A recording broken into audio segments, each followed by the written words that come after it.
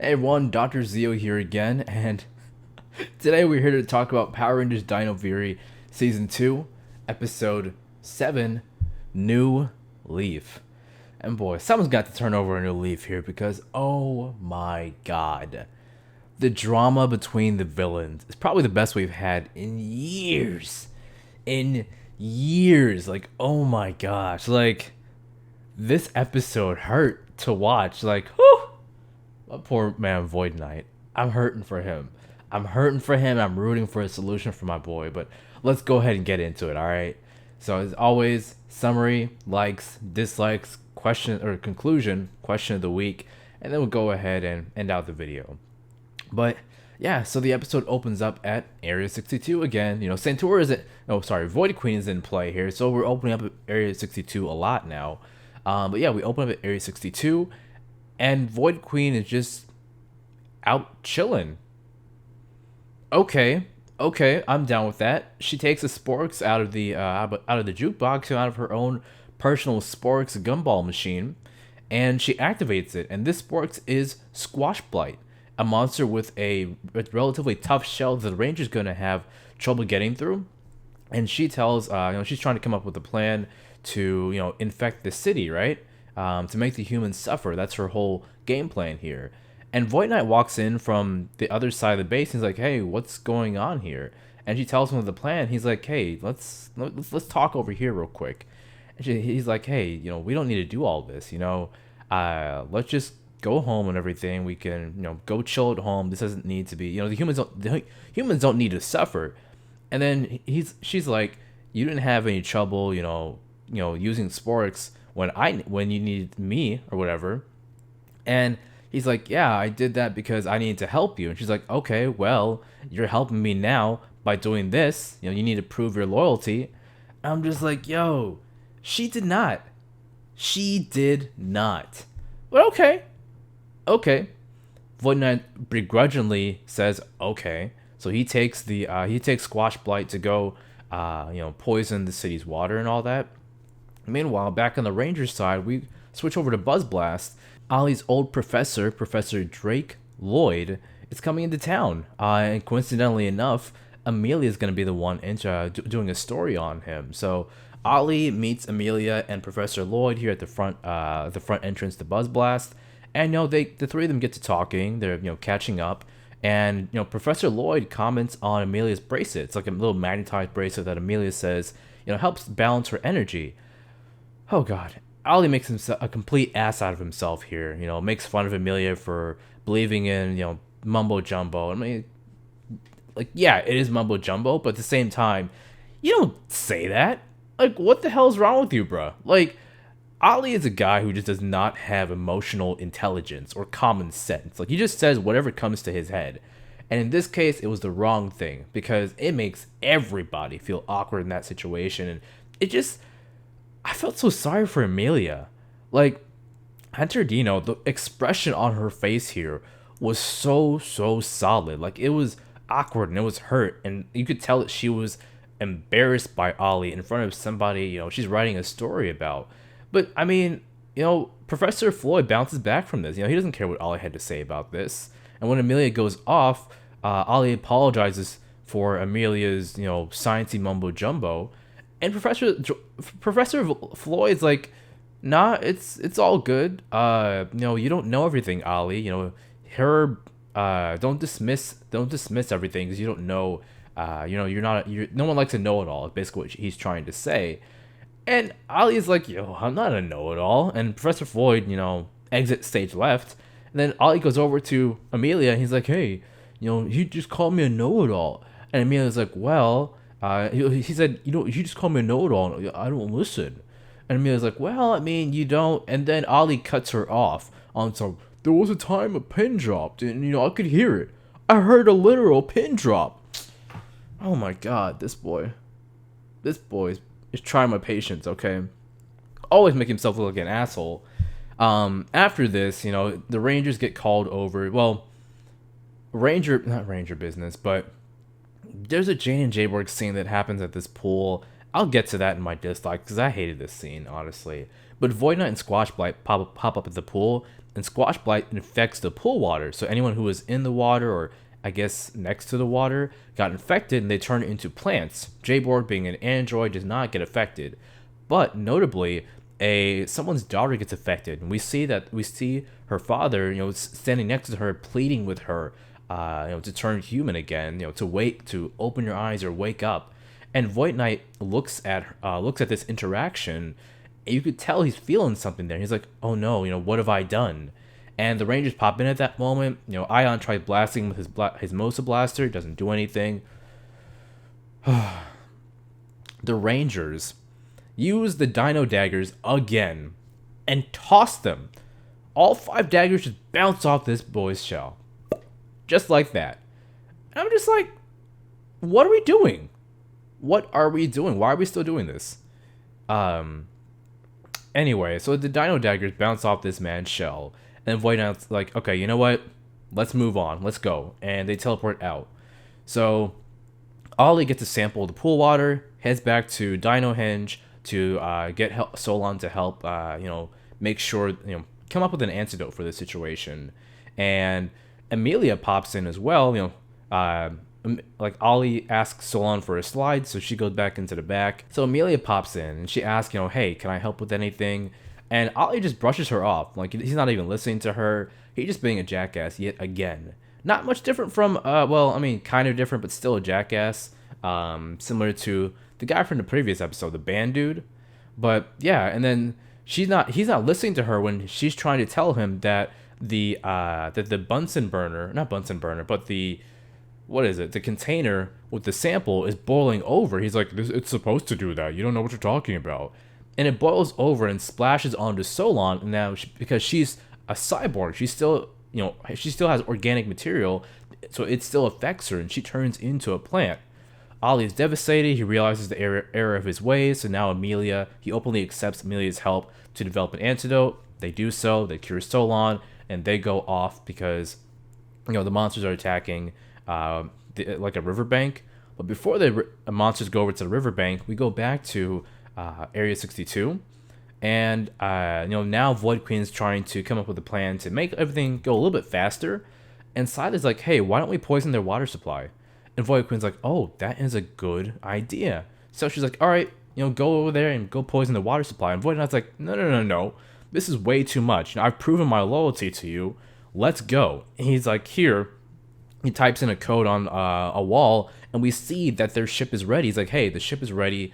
Come on, Santura or Void Knight, or these names. He's like, Santura, let's go. And we don't need to do any of this. The humans don't need to suffer.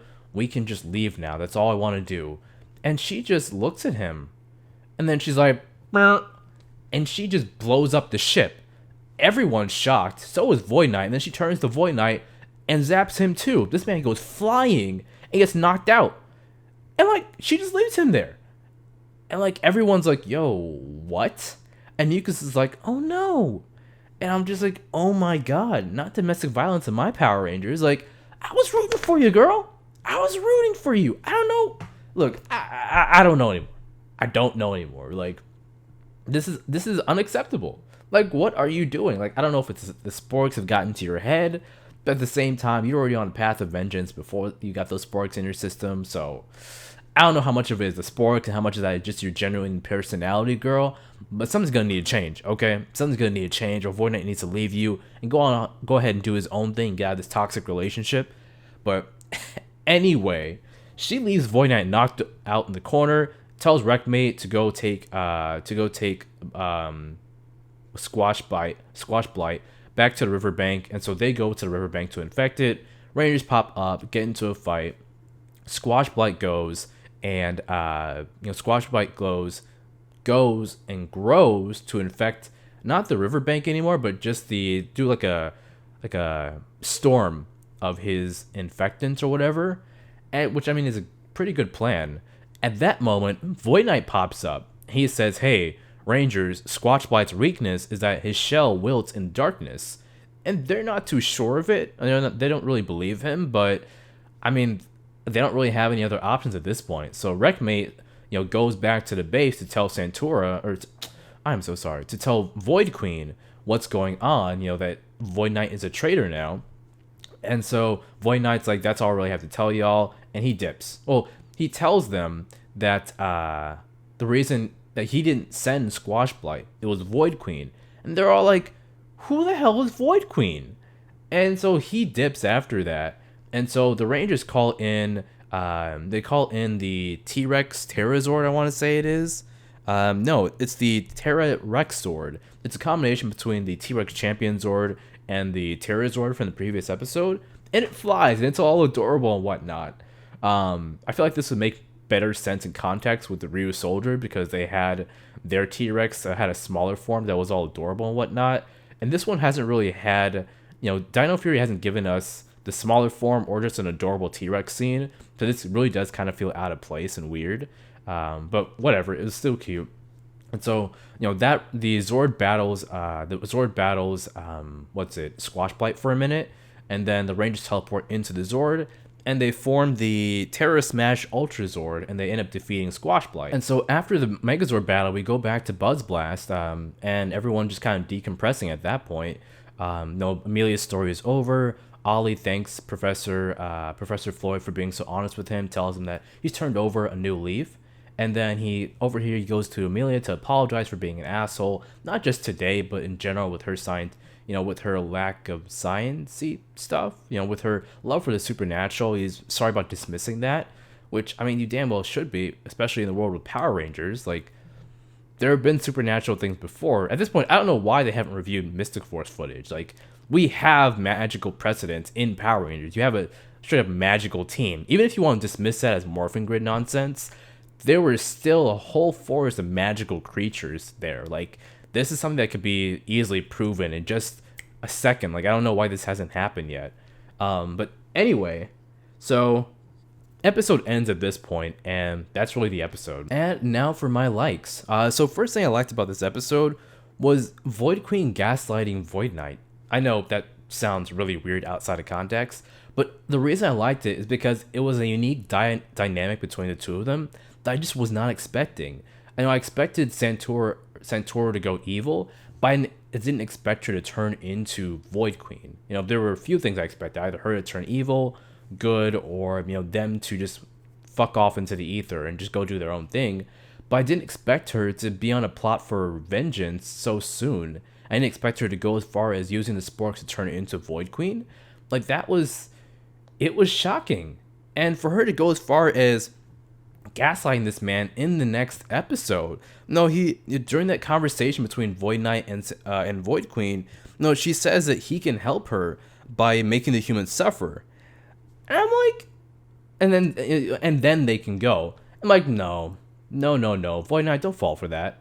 Like, even if she hadn't destroyed the ship, that girl would have been moving the goalpost constantly. Oh, you can do this then, and then we'll go. Or you can do that, and then we'll go. It would have constantly been something else until Void Knight would have had it, or he would have been destroyed, or something along those lines. Like, it would have never stopped. I'm glad that Power Rangers is dealing with that kind of a toxic topic. Like, that's it's good to show kids what toxicity in a relationship looks like, because I don't really think I had that kind of exposure, that kind of direct exposure in my shows when I was growing up, and I feel like that would have helped me in my own relationships going forward as an adult and, in my late teens and whatnot.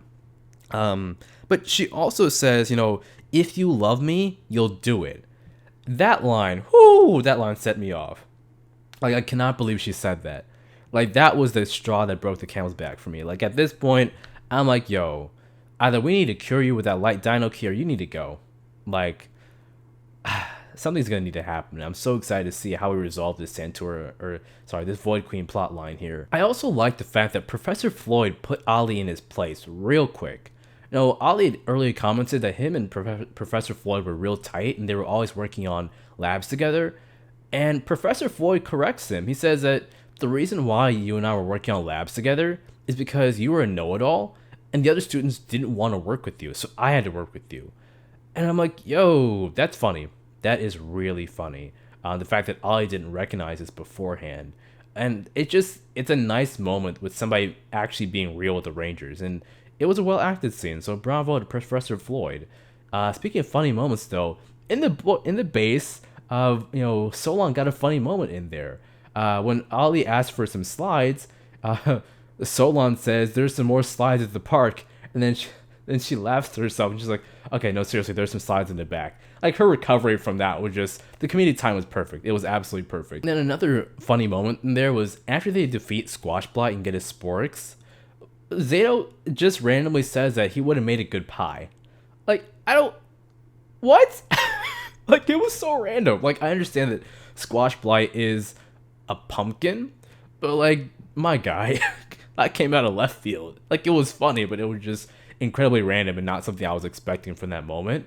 But speaking of that Zord battle, the Zord battle in the sky was really, really nice. I enjoyed that. It was a different setting for a Zord battle, and as you already know, I dig my different settings for my Zord battles or just anything in Power Rangers because it just adds a fresh coat of paint to something we watch week by week by week, or binge it in one setting like some people did with episodes 1 through 11. And finally, my last like for the episode were these Amelia and Ollie moments, like the positive moments between those two. Amelia helping Ollie with the antidote, and then Ollie apologizing to Amelia for being a jerk earlier in the episode, and just for being a jerk about her supernatural tendencies in general. And Amelia being like, it's okay. You're gonna help me find supernatural stuff, and I've already ordered a ghost catcher, whatever, for you. They only come in pink, but whatever, you'll have to deal with it. And he's like, I can do with pink. And I'm like, oh, that's so cute. And the way that she looks at him like they're setting up their relationship, and I can dig it. But yeah, it is time to talk about my dislikes. First and foremost, this octopus scene. Oh my god. So Jane and Jayborg, when they're at the pool because they're trying to film a story about an octopus that's disappeared. So Jayborg sets up her camera, and they set up some bait with like a fishing reel, and they get into the hot tub to, kind of relax while they're watching out for things. And the octopus, some CG octopus tentacle, takes the bait, throws the camera into the water, turns up the jets on the hot tub, and then the hot tub starts spinning around. It throws Jane and Jayborg into the pool, setting up the Squash Blight scene, and then the octopus is seen leaving in a taxi car. And I'm like, what is going on here? Like, it felt like I was watching a cartoon. Like, from the CG spinning and them falling out to the octopus leg, or to the octopus tentacle leaving in a taxi car. It was annoying. Like, this isn't the kind of comedy I like in my Power Rangers. It honestly isn't. Like, Jane and Jayborg have had better scenes. Like, I couldn't do it with this one. Another thing I didn't like, those daggers. Like, I've talked about this many times before, but those stupid daggers. These Rangers keep using these daggers. And I understand that they're trying to sell these toys, which I'm not even sure if these toys are out yet. But if I were a kid, again, I would not buy these daggers, because the Rangers have a heavy losing streak with these things. They're constantly throwing these daggers out to either no results or bad results. Zato, remember that time you threw your dagger and Void Knight reflected it? And then that's how the Sporks got released this time around? Like, if it wasn't for that, this wouldn't be a problem. It depends on if Santora still would have went all Void Queen or whatnot. I could have actually been a bigger problem, because she would have had the power of all the Sporks instead of just whatever Void Knight had. But still, it wouldn't have been an immediate problem is what I'm trying to say. Like, it's ridiculous. Absolutely ridiculous. But my final dislike was a new Ultra Zord. Like, why? Why does this season need 3 Ultra Zords? Like, it's so weird. Other seasons, you don't really have 3 Ultra Zords. And I feel like it diminishes the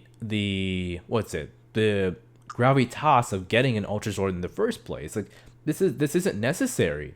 Like, you can have, I'm somewhat fine with just 2 Ultra Zords. The Fusion Ultra Zord in season 1, and then the final Ultra Zord in season 2. But why 3? Like, this doesn't feel like an Ultra Zord. It just feels like another combination for the T-Rex Megazord. Like, it feels weird. I didn't like it. But yeah. Oh, speaking of which, that Ultra Zord was a combination of the T-Rex Champion Zord, the Terra Zord, as well as the Pack of Smash Zord. I forgot to mention the Pack of Smash Zord's inclusion here at the beginning. Hey everyone, so I actually forgot to include one more dislike in this episode, so I'm gonna interrupt myself right here real quick. And so the last dislike I had for this episode, or one of the other dislikes I had for this episode, was the fact that after all this build up, Mucus, Slither, even Boom Tower to an extent, all wondering what's behind that door, what's behind Santora's door. After all that build up, we just segue into Void Queen being, the leader, so to speak. And it seems bizarre that we didn't get like a reveal scene of all of them finding out about Void Queen, or her walking out of the room, or teleporting into the main room, and them questioning who she is, what she's doing here, all this kind of stuff, or just a general reaction to her presence. It makes me wonder if that's kind of coming as a flashback in a future episode. But then I don't understand why you would do that and not just include it at the beginning of this episode. Like, I hope that it's included somehow, because if it's not, it's just like, why set that up? Why, like, I understand you want to draw a mystery to that room, but you could have done so without all that. Anyway, back to your regularly scheduled program. All right, and so now it's time for the questions of the week. First question is, where is Void Knight going to go? Void Knight doesn't really have anywhere to go, and he doesn't go back to the base. He's been branded as a traitor. He's not friends with the Rangers. My man's homeless. I need my man to go to some sort of shelter. But yeah, who knows how that's gonna go.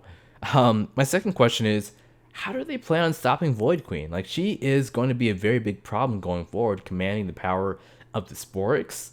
Are they going to destroy her? Are they going to use the Light Dino Key to potentially cure her of whatever the Sporix may be doing to her head?